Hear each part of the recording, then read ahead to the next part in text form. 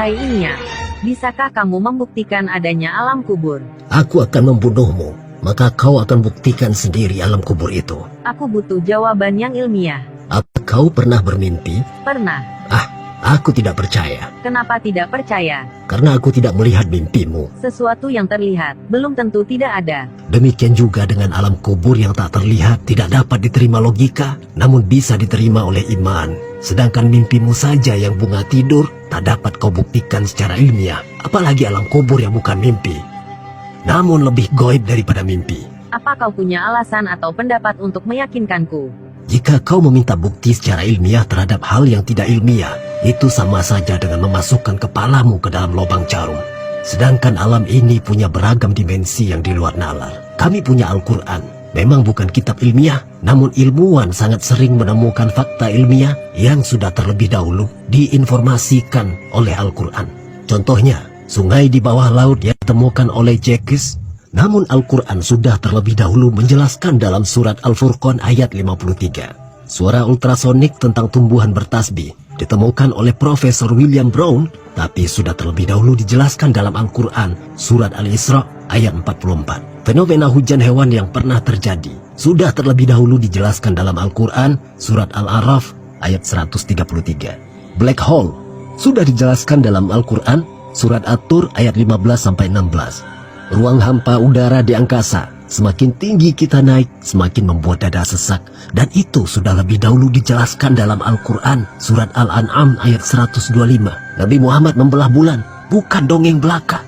Tapi terbukti ada bekas bulan terbelah.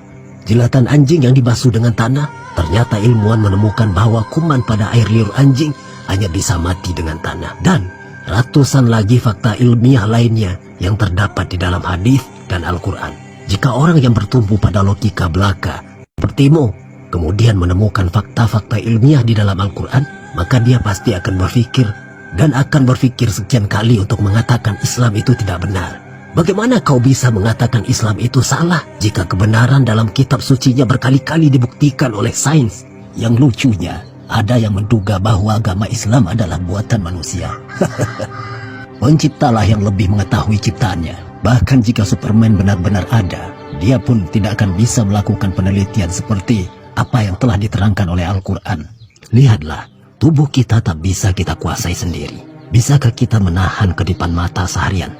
Menahan buang air kecil dan besar seminggu atau sebulan? Menghentikan pekerjaan organ dalam kita seperti jantung? Menukar oksigen dengan bahan lain untuk bernafas? Tidakkah kita pikirkan ada kehendak yang maha dahsyat yang mengendalikan diri kita, yaitu kehendak Tuhan?